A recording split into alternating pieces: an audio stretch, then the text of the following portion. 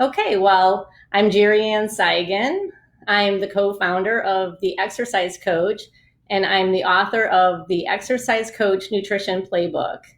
Thank you so much for joining us on Facebook Live to talk about boosting your immune system. I'm hoping we'll get some people to join us here. Everyone's coming on right about now. I see the comments going. Um, Boosting your immune system is a topic that I'm very passionate about because most of my life I didn't experience the luxury of having a great immune system. If there was a cold or if there was a sinus infection going around, I was your girl to get it. In fact, much of my life, I had a cold the entire winter that went from my throat to my nose to my chest and back around again and again. Um, and then I typically ended each bout of that cold season with a nice round of bronchitis. And that lasted me usually until the weather got nice. But not anymore. That's all changed. And there's a good chance that yours can change too. So we're going to talk about improving your immune system. It does take hard work and it does take commitment. It will not happen overnight. But if you stick with it, there is a large reward. A question that we're getting a lot right now is there anything that we can specifically do to prevent COVID-19? Well, the answers that were given at this time by the professionals that you see on TV are really still the only answers that we know work. Hand washing, social distancing, perhaps wearing face masks, and importantly, most importantly, not touching your mouth, your eyes, and your nose. And I know that is just way easier said than done. I understand that. But for general health, including viruses and perhaps even this one, there are things you can do to bolster your immunity against disease. And remember, you cannot stop a virus from happening. But we, as the host of the disease, is what we can do something about. We can do something about ourselves. To put it simply, we can become a bad host where viruses don't really care to visit us. Let's do something so that we can get a poor review on Yelp when the viruses look up where they want to go on vacation. So let's get working on having a great immune system. Amy, our franchise owner from Minnesota and corporate employee who works on social media for us, will be answering comments quickly and responding to what she can up front. I will look forward to looking at the comments later and also provide answers and feedback at that time. So definitely go ahead and comment. And even though I'm not getting to them right now, I promise you that I will get to all of them at a later time. So, okay, the immune system. The immune system is the first line of defense our body has against an alien microorganism entering our body. The immune system defends the body from foreign invading organisms, promoting protective immunity while maintaining tolerance itself. While having a strong immune system doesn't make you invincible, it does lower the risk of your getting ill. Or what may happen is that you won't get quite as sick as, say, others who don't have that strong immune system, or maybe you'll still get a cold once in a while, but it's over and done with in a week, whereas others will have it for weeks on end, mild or even more severe, and it just won't last as long for you. So having been someone in the category of a weak immune system and now being someone in the category of a strong immune system, the differences are truly remarkable. So I believe that nutrition is the number one most important thing that you can change to have a strong immune system. Simply put, that means eating organic whole foods and avoiding sugars as much as possible. The Exercise Coach Nutrition Playbook is all about that. And you can even get a copy if you don't have one right now on Amazon.com. Now, even with a whole food diet, the way to build your immunity is to be diligent about eating the rainbow. Now, I am not talking about the rainbow with the pot of gold at the end. We don't want to eat that one. I'm talking about eating vegetables and fruits of every color on a regular basis. By eating the rainbow, you are ensuring that you're consuming vitamins, minerals, and antioxidants and nutrients of every kind. And remember, I'm advocating for eating organic whenever possible to avoid the pesticides and herbicides that are not friends to your immune system. Also, the easiest way to get several servings at once of vegetables and fruits is to make a green smoothie. I'll hold a Facebook Live sometime on that soon, but all you have to do is add a variety of vegetables and fruits to your blender and blend them up. It's that easy. So let's talk about the rainbow. So red foods, those would be tomatoes and grapefruit and watermelon. Orange foods would be carrots, mango, apricots, pumpkins, squash, and sweet potatoes. Orange/yellow foods would be yellow peppers, orange peppers, pineapple, oranges, peaches, and papaya. Green foods would be spinach, avocado, asparagus, artichokes, Brussels sprouts, and all your salad greens, as well as your herbs like rosemary, thyme, basil. Then you have your blue/purple foods, and that would be blueberries, blackberries, elderberries, dark grapes, eggplant, plums, purple cabbage. Your white/brown foods would be onions, cauliflower, garlic, parsnips, and mushrooms. So there's an enormous rainbow of vegetables and fruits right there. Ideally, you would want to get about 6 servings of a mixture of vegetables and fruit each day. And honestly, more than that would be better. A serving is typically about a half a cup, except for leafy greens, which is about a cup. Now, I'm not able today to go through an exhaustive list of nutrients and all of the colors, or even more specifically, talk about all the specific vegetables and fruits, but a quick Google search of any vegetable or fruit and what their nutrient content will be easy to find. The easiest thing, I think, is to just have a list of all the fruits and vegetables possible and eat the rainbow each week, and you're covered. Our food list in the Exercise Coach Nutrition Playbook provides this nice list for you, and I know we also have posted it on our Facebook page. So keep in mind, vegetables and fruits are the #1 place we want to turn for great immune boosting nutrients and to keep our immune system strong. Then the next area that I want to discuss in terms of building a strong immune system is vitamins, nutrients, and other foods. There are plenty more that we can add. It was hard for me to limit them, but if you can incorporate some of the ones that I'm going to talk about today, you'll be well on your way to making a great change. Please know that none of this that I'm going to talk about is specific medical advice, and we always advocate for speaking with your medical professionals. Today, this is for educational purposes, and you know, I always advocate for doing your own research. So we're going to start with vitamin C. Vitamin C is an essential nutrient, and it acts as an antioxidant. Antioxidants help fight free radicals, a type of unstable molecule known to damage the immune system. There's some evidence that vitamin C may be particularly helpful in boosting the immune system of people under major stress. You may even be hearing about people who are being treated with COVID-19 with intravenous vitamin C. Well, vitamin C has been used that way for a long time to fight many types of ailments. So to increase your vitamin C intake, add these foods to your diet: citrus fruits and juices such as orange and grapefruit, kiwi fruit, add red and green peppers, broccoli has lots of vitamin C, and strawberries. In addition to the foods, there's excellent vitamin C supplements that you can take. They come in capsules, gummies, and powders. What's great about vitamin C is you really can't overdo it. You may reach a point where you do get diarrhea, and if you do, you just need to back off a little bit while your body's getting used to that increased intake of the wonderful vitamin C nutrient. The bottom line is people who have lower levels of vitamin C are prone to getting more sick. So it's this simple to add that to your daily nutrition. I guess instead of an apple a day, which we still would like, an orange a day. Next is vitamin E. Like vitamin C, vitamin E is also a powerful antioxidant and also helps fight off infections.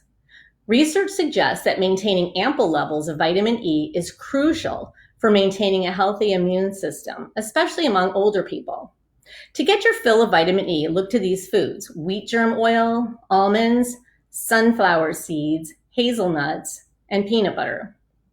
In addition, vitamin E is available as a supplement if you're not much of a nut eater.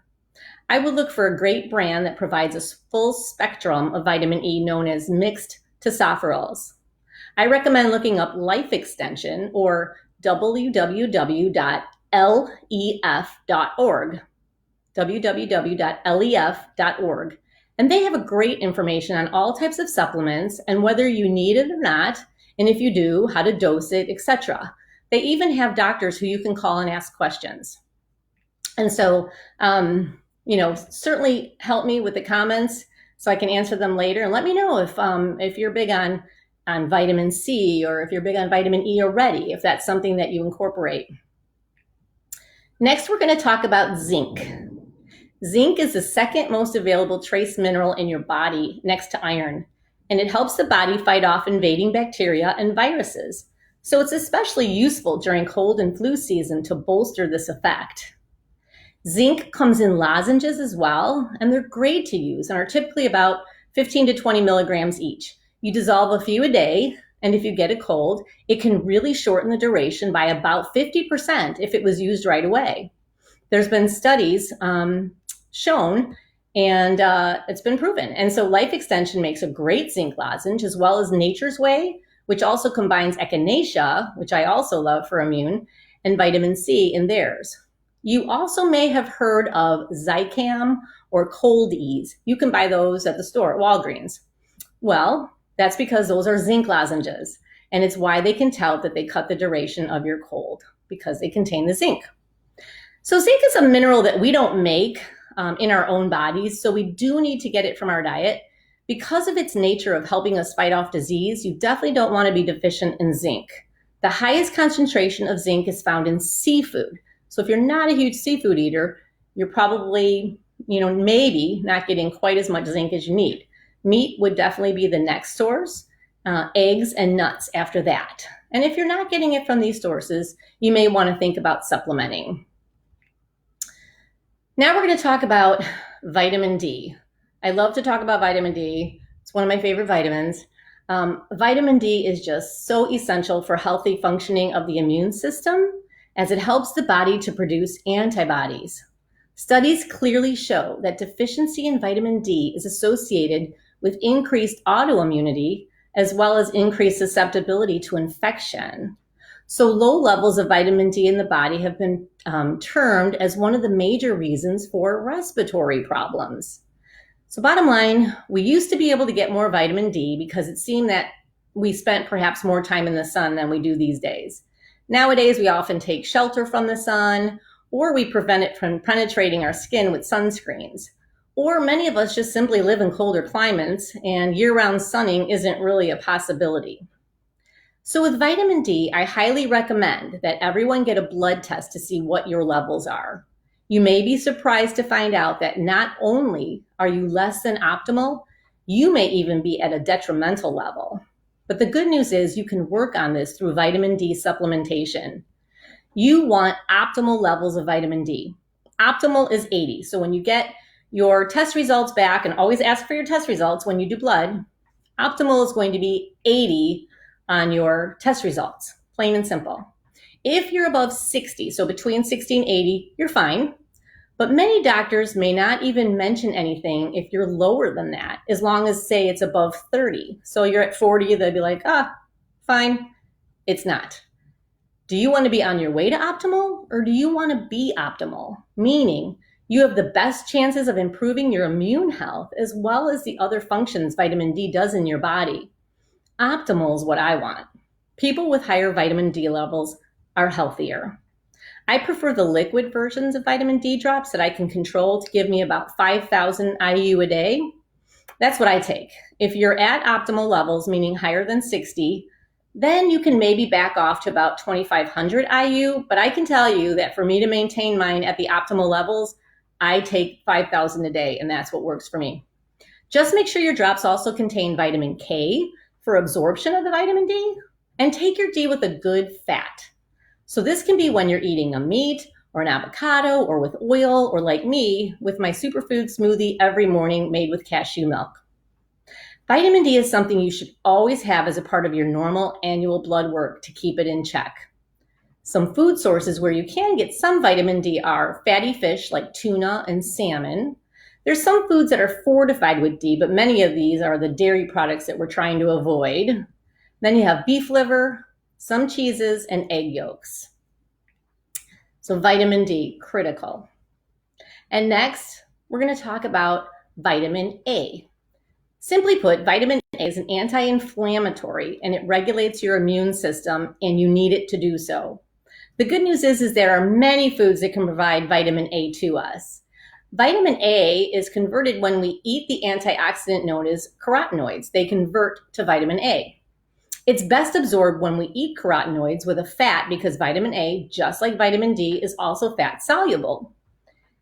These are our colorful veggies and fruits, typically the orange/yellow ones like carrots, apricots, mango, sweet potato, squash, cantaloupe, and also greens like spinach, kale, and collard greens. In terms of supplementation, most very good multivitamins will contain vitamin A. I personally take the Life Extension 2 per day multivitamin, and then I know I'm covered. And I eat a lot of those vitamin A rich foods. Okay, omega-3 fatty acids. These are a type of essential fatty acids known to suppress inflammation and keep the immune system in check. Although it's not known whether omega-3s can actually help fight off an infection like the cold, research does suggest that omega-3s can protect against autoimmune disorders like Crohn's disease, ulcerative colitis, and rheumatoid arthritis. These foods are rich in omega-3 fatty acids, oily fish like tuna, mackerel, and salmon, flaxseed, walnuts, and chia seeds. So high-quality fish oil supplements are generally the easiest way to ensure you're getting your optimal levels of omega-3 fatty acids. Fish oil is anti-inflammatory, and we know that systemic or silent inflammation is a major cause of all major disease. I do stress that quality matters when you eat or take fish oil, including any form of supplement for that. It needs to be very high quality, including if you buy salmon, have it be of very high quality. You don't want to be putting poor quality or rancid oils into your body. Okay, now we're going to talk about garlic. I have to say, I do love garlic. Who loves garlic? Who hates garlic? Oh, if you hate it, you probably won't use it, but it is an amazing immune booster. I love garlic, and fortunately, garlic is a superfood and a total immune system builder. It's been used for centuries as both a food and a medicine. Garlic contains compounds that help the immune system fight germs. These compounds have been shown to boost the disease-fighting response of some types of white blood cells in the body when they encounter viruses, such as viruses that cause the common cold or flu. In fact, garlic has been shown as a promise of a treatment for preventing colds and the flu. Studies have shown that garlic reduces the risk of becoming sick in the first place, as well as how long you stay sick. It can also reduce the severity of symptoms while you're sick. Here's a few ways to maximize the health benefits of garlic. You can crush or slice all of your garlic before you eat it. This increases the allicin content, which is that compound that helps fight off the disease. Before you cook with your crushed garlic, let it stand for 10 minutes to release also the compound. And use a lot of garlic, more than 1 clove per meal if you can. Oh, we're all going to have bad breath, right? But we're going to be really healthy. Okay, probiotics. Probiotics are the good bacteria or good bugs that you want to have in abundance in your gut. Probiotics can help to boost the immune system and ward off the inflammatory responses in the gut. Probiotics keep inflammation at bay in your intestines, they modulate the immune system, and they strengthen our intestinal lining so we don't end up with leaky gut. Probiotics can serve as a barrier to microbial infections, and they actually take over or crowd out the bad bacteria that we don't want. And they secrete antibacterial peptides that are capable of killing off harmful bacteria, the kind that leads to infection. They restore balance in the intestinal microbiota. For me, this was a major immune booster that I believe was a game changer for my gut health. For those who listened to my smoothie Facebook Live, I mentioned that when I had my gut flora tested, it showed no good bacteria, but plenty of bad. Probiotics were something I turned to, and I've never turned away from. I personally think they are a major part of my healthy and strong immune system, and I cannot imagine not taking them. Again, you want to make sure you're using a reputable brand when making your choice. There are many great brands out there. Just be sure they contain a minimum of 30 billion live cultures. I prefer 50, but 30 billion is good if you don't have really bad stomach issues. And that they have at least 5 strains of probiotic, but I prefer at least 10. So this is the end of our nutrients. But besides nutrients, there are a few other very important things we can do to build a great immune system. In fact, things we must do, and if we don't, we can harm all the great work we're doing with our nutrients. You might be hearing a thunderstorm behind me. Maybe only I can hear it. And then we're going to turn to stress. I'm going to talk about stress, but don't worry, I'm not stressed by the thunderstorm. So stress, this is something that we have to control. Reducing stress is so important if you truly want a healthy immune system. There's a strong link between your immune health and your mental health. When you're under chronic stress or anxiety, your body produces the stress hormone cortisol that leads to a suppression of your immune system. Research has found that people who are stressed are more susceptible to developing the common cold.